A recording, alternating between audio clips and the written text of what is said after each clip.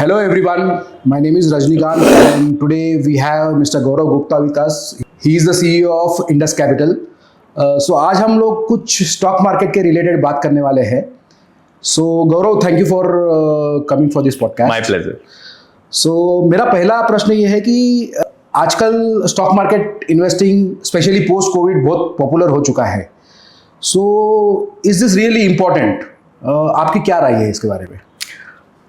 तो बहुत ही important and critical सवाल है रजनी जी. तो सबसे पहले हम ये समझने की कोशिश करते हैं कि ये इन्वेस्टिंग या इन्वेस्टमेंट वर्ड इतना पॉपुलर हुआ क्यों. तो जैसा आपने सुना होगा कि India is known for savers. Okay. तो भारतीय लोग सेविंग में बहुत अच्छे हैं.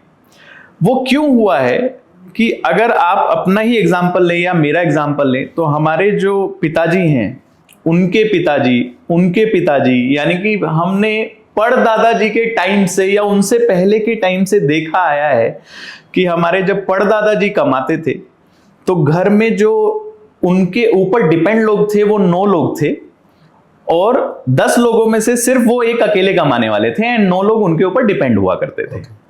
तो जब दादाजी बाहर जॉब करने जाते थे और 10 रुपए महीना कमाते थे तो वो कोशिश करते थे कि 9 रुपए बचा कर वो घर भेज दे ताकि बाकी लोगों का पालन पोषण हो पाए. हमारी दादी जी उस 9 रुपए में से भी कुछ ना कुछ करके 1 या 2 रुपए को आटे के डब्बे में, चावल के डब्बे में, बेड के गद्दे के नीचे कहीं ना कहीं छुपाकर सेव करती थी. वो परदादी जी के टाइम से हमारी दादी जी ने सीखा, दादी जी के टाइम से हमारी माता श्री ने सीखा, माता जी से हमने सीखा और वो चलता आ रहा है. इस रीजन से इंडिया में सेविंग होना शुरू हुआ. नाउ इस दौरान हमने ये तो चीज सीखी लेकिन हम एक इंपॉर्टेंट चीज सीखना मिस कर गए. अब मैं आपको उसी टाइम पीरियड में लेके जाता हूं. उस समय पर जब कमाई होती थी तो जिस करेंसी में हम कमाया करते थे वो करेंसी का जो धातु था वो कुछ ना कुछ धातु की होती थी. इनफैक्ट एक टाइम पर तो सोने के सिक्के और चांदी के सिक्के में कमाई होती थी. आप सोचिए, दादाजी ने 10 रुपए कमाए, 9 रुपए भेजे, उसमें से 1 रुपया दादी जी ने बचा के रखा था. और अगर आज वो 1 रुपए का सिक्का आपको मिल जाए तो उसकी वैल्यू 1 रुपए की नहीं है. इनफैक्ट उस समय के 1 रुपए के सोने के सिक्के की वैल्यू आज 3 लाख रुपए से ज्यादा की है. तो आपकी जो करेंसी एक धातु में थी, गोल्ड में, सिल्वर में, पीतल में, कुछ और में थी, वो आज वो कन्वर्ट हो गई है कागज के नोट में. और कागज के नोट का ऐसा है कि किसी दिन भी रात के 8 बजे के बाद वो कागज के नोट की वैल्यू 0 हो सकती है. जैसा कि हमने 2018 में देखा कि आज घर में अगर आपको पुरानी करेंसी मिल जाए तो आपको सबसे ज्यादा दुख होता है. तो वो जो करेंसी थी वो चेंज हो गई. दूसरा सबसे बड़ा बदलाव हुआ, मेरे पास इंडिया का ऑथेंटिक डेटा तो नहीं है लेकिन यूएस का डेटा है. तो यूएस में 1775 से लेकर 1935 तक किसी भी तरह की महंगाई नहीं थी. इसका मतलब क्या है कि चीजों के भाव बढ़ते थे और घट जाते थे, बढ़ते थे और घट जाते थे. तो कहीं ना कहीं महंगाई नहीं थी. लेकिन 1935 के बाद ये महंगाई नामक एक चूहा हमारी सेविंग्स को कुतरने लग गया. एक ये जो महंगाई नामक चूहा हमारी लाइफ में आया है, इसने हमारी सेविंग्स को कहीं ना कहीं कम कर दिया है, जिसके कारण से रुपये की वैल्यू घटती जा रही है. तो इस दौरान एक तो हमारी करेंसी चेंज हो गई, दूसरा हमारा इन्फ्लेशन बहुत बढ़ गया, जिसको हम इन्फ्लेशन बोलते हैं, महंगाई बोलते हैं, महंगाई बढ़ गई. और तीसरा एक बहुत बड़ा बदलाव आया है, वो है हमारे लाइफस्टाइल का बदलाव, जो हमारी लाइफ में कभी था ही नहीं. अभी लाइफस्टाइल का बदलाव आ गया है. अभी इन सब चीजों को पूरा करने के लिए आपको ऐसे इंस्ट्रूमेंट में इन्वेस्ट करना जरूरी है जहां पर आप महंगाई को बीट कर पाए. अब महंगाई को अगर आप बीट करना है तो कहीं ना कहीं आपको बिजनेसेस में इन्वेस्ट करना पड़ेगा. उन बिजनेसेस में जो आपको 6-7% जो कि हमारी एवरेज महंगाई है उससे ज्यादा रिटर्न आपको बना के दे. इसलिए पिछले कुछ समय में जब से हमें यह समझ में आया है, इन्वेस्टमेंट वर्ड काफी पॉपुलर हो गया है. जी हाँ, स्टॉक मार्केट या म्यूचुअल फंड में इसलिए आप देख रहे हैं इन्वेस्टमेंट बढ़ रही है क्योंकि अभी काफी लोगों को समझ में आ गया है कि अगर आपने इन्फ्लेशन बीट नहीं करी तो आज के 100 रुपए की वैल्यू आने वाले टाइम में 10 रुपए रह जाएगी. That's good to know. मेरा दूसरा सवाल ये है कि आप ट्रेडिंग और इन्वेस्टिंग को कैसे डिफरेंशिएट करते हैं?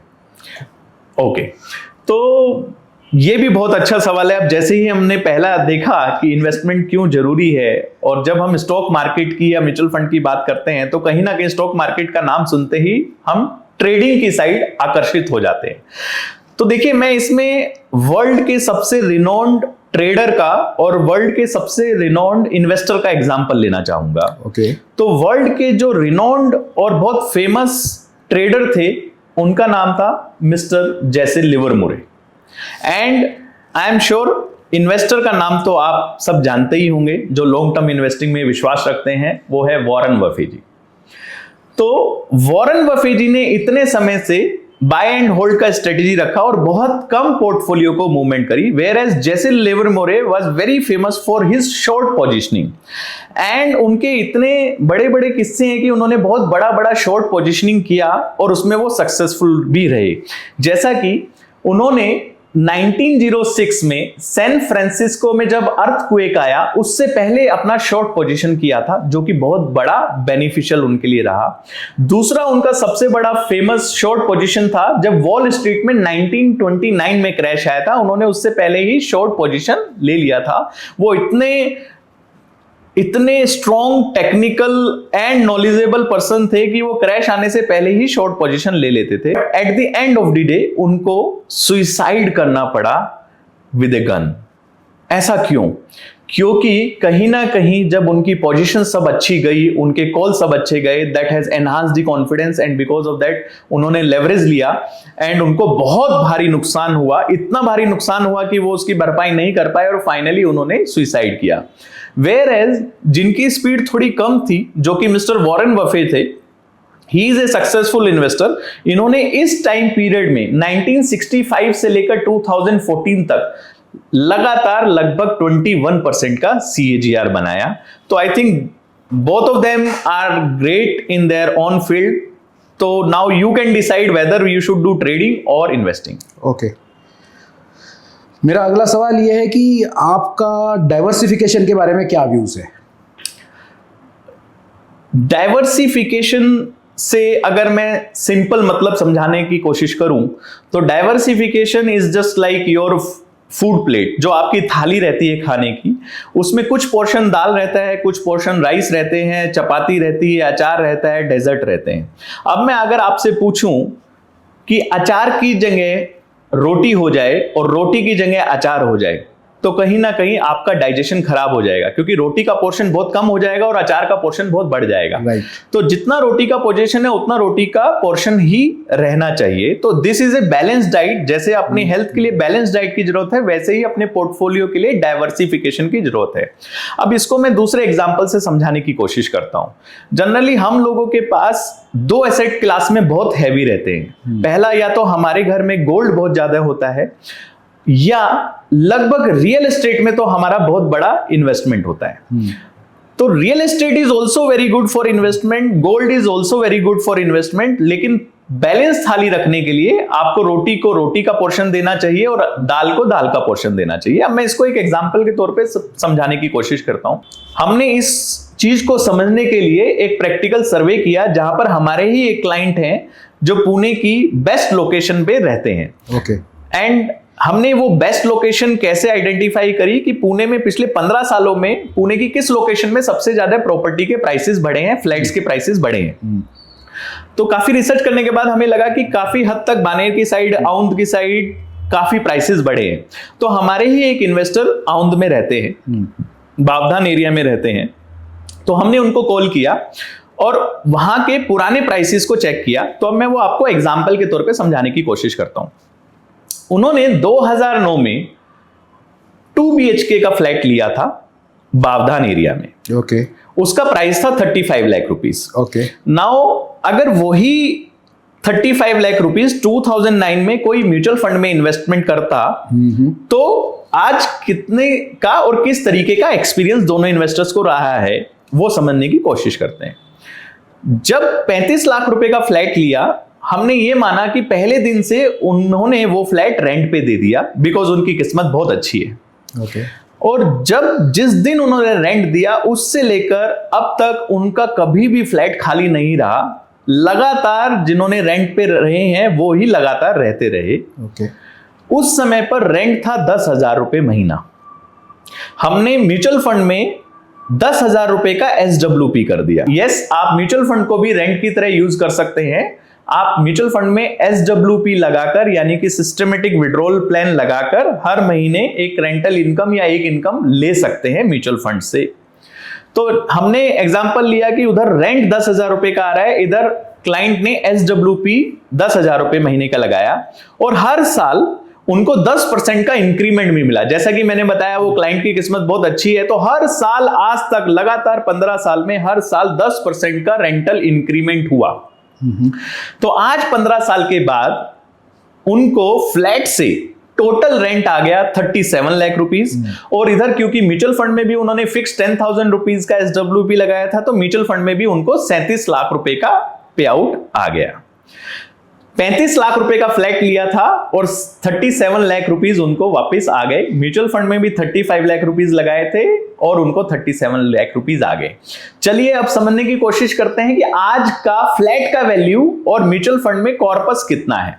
तो आज उस एरिया में उनके फ्लैट का वैल्यू है लगभग 1.27 crore rupees and mutual fund में जो कॉर्पस है वो है 3.4 crore rupees. Wow. Whereas they got rent in both the instrument, but the differential is huge. अगर हम इसको CAGR में कन्वर्ट करते हैं तो रियल एस्टेट में he got somewhere around 8.97% CAGR and in mutual fund he got 15.4% CAGR. तो diversification इसलिए जरूरी है। Real estate is also good, mutual fund is also good, gold is also good, तो आपका थोड़ा थोड़ा एसेट क्लास सब में होना चाहिए। Okay, that's a very interesting explanation. Thank you. मेरा अगला सवाल है कि बहुत लोग मार्केट को टाइम करने की कोशिश करते हैं, तो टाइमिंग द मार्केट के बारे में आपके क्या व्यूज है? अगेन बहुत क्रिटिकल सवाल। और आज की मार्केट में जब भी मार्केट थोड़ा फॉल होता है तब ये सवाल सबसे ज्यादा पॉपुलर हो जाता है। चलिए मैं इसको एक स्टडी के तौर पे समझाने की कोशिश करता हूँ। और ये स्टडी मैंने नहीं करी है, अगेन ये स्टडी मिस्टर पीटर लिंच ने करी है। अगेन जो अपने टाइम के एक बहुत फेमस इन्वेस्टर रहे हैं, उन्होंने एक फॉरेन स्टॉक मार्केट पे रिसर्च करी थी और जिसके कारण से उन्होंने एक डाटा बनाया। उन्होंने ये स्टडी करी कि अगर 3 इन्वेस्टर्स ने पिछले 30 सालों में लगातार हर साल पैसा लगाया है, लेकिन अलग अलग टाइम पे पैसा लगाया है, तो कितना पैसा बना होगा। चलिए मैं इसको एक स्टडी की तरह समझाने की कोशिश करता हूं। मिस्टर पीटर लिंच जो एक फेमस इन्वेस्टर्स रहे हैं, उन्होंने 3 लोगों पर रिसर्च किया, जिनमें से एक सबसे ज्यादा लकी थे, जिनका नाम मिस्टर लकी था। ओके। एक मिस्टर अनलकीएस्ट पर्सन थे, जिनकी किस्मत हमेशा ही खराब रहती थी, और एक थे मिस्टर कंसिस्टेंट, जो डिसाइड करते थे बस वो ही करते थे। तो मिस्टर लकी वो थे जिस साल में वो पैसा इन्वेस्ट कर रहे हैं वो साल का सबसे लोएस्ट और चीपेस्ट डे हुआ करता था। मिस्टर अनलकी वो थे कि वो जिस दिन इन्वेस्ट करते थे वो उस साल का सबसे महंगा या कॉस्टली डे हुआ करता था। और मिस्टर कंसिस्टेंट अपने वाइफ के बर्थडे पे इन्वेस्ट करते थे, क्योंकि उनको लगता है कि उनकी वाइफ के बर्थडे से बेस्ट डे कभी नहीं हो सकता। Okay. चलिए रिजल्ट देखते हैं। तीनों इन्वेस्टर ने हर साल 1-1 लाख रुपए इन्वेस्ट किया, जो कि 30 सालों तक किया, तो टोटल इन्वेस्टमेंट तीनों का ही 30 लाख रुपीस हो गया। तो मिस्टर लकी पर्सन जो कि हमेशा चीपेस्ट डे पे इन्वेस्ट करते थे, उनका CAGR रिटर्न बना 11.7%। एंड अभी आप में क्यूरियोसिटी होगा कि जो मिस्टर अनलकी थे, जो साल के सबसे महंगे दिन पे पैसा लगाते थे, तो उनका रिटर्न तो बहुत बड़ा डिफरेंशियल होगा। Any guess? आप गेस करना चाहोगे कि मिस्टर अनलकी का रिटर्न, जो कि हर साल खराब टाइम में पैसा इन्वेस्ट करते थे, तो कितना बड़ा डिफरेंशियल हुआ होगा? 4-5% का। हमें भी ऐसा ही लगता था, लेकिन जब पीटर लिंच जी की स्टडी देखी तो जो मिस्टर अनलकी थे उन्होंने 10.6% का CAGR रिटर्न बनाया। The only difference was 1.1%, although 1.1% is also big, but आप कभी भी ना ही लकीस्ट डे पे जा सकते हो और ना ही अनलकीस्ट डे पे जा सकते हो।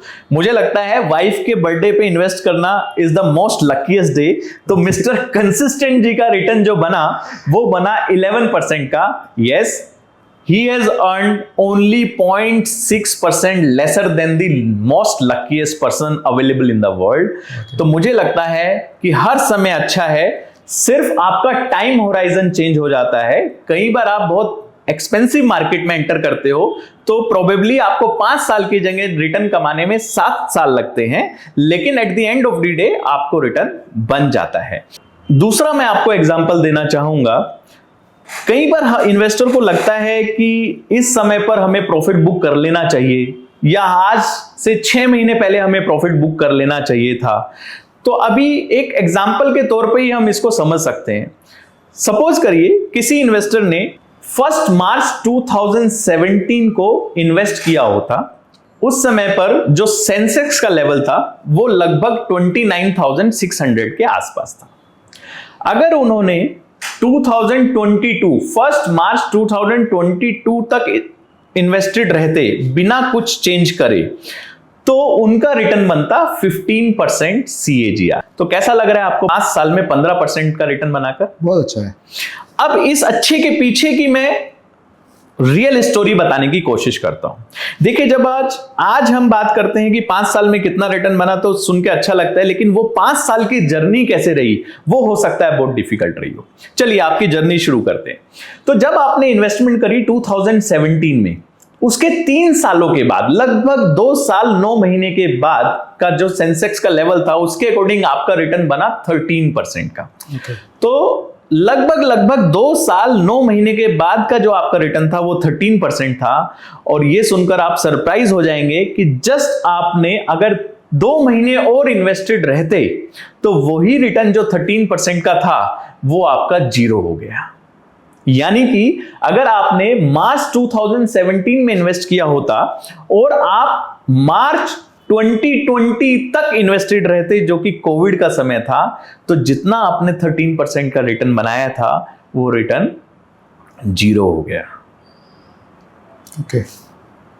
ऐसे समय में इन्वेस्टर वही सोचता है, या तो मुझे 6 महीने पहले प्रॉफिट बुक कर लेना चाहिए था, या एटलीस्ट आज अभी मेरा जितना पैसा बचा है, बचा तो नहीं है लेकिन प्रिंसिपल तो बचा है, Correct. तो क्यों ना मैं अपने कम से कम मूल को, प्रिंसिपल को तो बचा लूं। करेक्ट। तो बहुत सारे इन्वेस्टर पैनिक में आके इस समय पर मूल को ही बचाने के लिए मार्केट से बाहर आ जाते हैं और वो परमानेंट लॉस में कन्वर्ट हो जाते हैं। लेकिन जो इन्वेस्टर्स सिर्फ पेशेंस रखते हैं और थोड़ा समय को और जाने देते हैं, तो उसी इन्वेस्टर ने, जैसा कि मैंने बताया कि 15% रिटर्न कमाया, तो मार्च 2020 के बाद से लेकर मार्च 2022 तक, यानी कि नेक्स्ट 2 इयर्स में आपने बनाया 44% का CAGR। तो मतलब 3 साल का 0 रिटर्न और 5 साल का 15% CAGR। यस। ओके। अब आप ये सोचेंगे कि क्यों ना मैं मार्च 2020 में इन्वेस्ट करता और मार्च 2022 में एग्जिट करता। जी यस, अगर आप उतना कैपेबल हैं करने के लिए तो आपने 44% का 2 साल का रिटर्न बनाया होता। लेकिन मैं अभी तक किसी भी ऐसे इन्वेस्टर से नहीं मिला हूं जिन्होंने लगातार मार्केट में इस तरह की टाइमिंग कर पाए हैं। लेकिन 15% कमाने वाले बहुत सारे इन्वेस्टर्स हैं जिन्होंने पेशेंस किया है। ये समय भी कुछ इसी तरह से है। द राइट स्ट्रेटेजी और best strategy in markets is by on dips. देखिए, आज की डेट में आगे मार्केट कितना गिरने वाला है वो किसी को नहीं पता है, बट एक चीज श्योर है, आपको ये पता है कि आज मार्केट लगभग 15 से 20% के डिस्काउंट पर मिल रहा है। तो अगर आप इसी टाइम पीरियड में खरीदते रहते, हो सकता है आपके पास उतना अमाउंट नहीं होता जितना अमाउंट आपने शुरू में लगाया था, लेकिन अगर आपके पास उसका 5%, 6%, 10% अमाउंट भी है और आप हर गिरावट में थोड़ा थोड़ा पैसा ऐड कर रहे हैं, तो यही रिटर्न जो 15% आपने कमाई थी वो बढ़कर 16%, 17% या 18% हो सकती थी। तो that's why I think stay invested and buying on dips is the right strategy in the market. Thank you. Thank you Gaurav ji, आपने बहुत अच्छी तरह से ये बेसिक इन्वेस्टिंग के जो प्रिंसिपल्स है वो एक्सप्लेन किए। Thank you very much. My pleasure. Thank you very much. Thank you.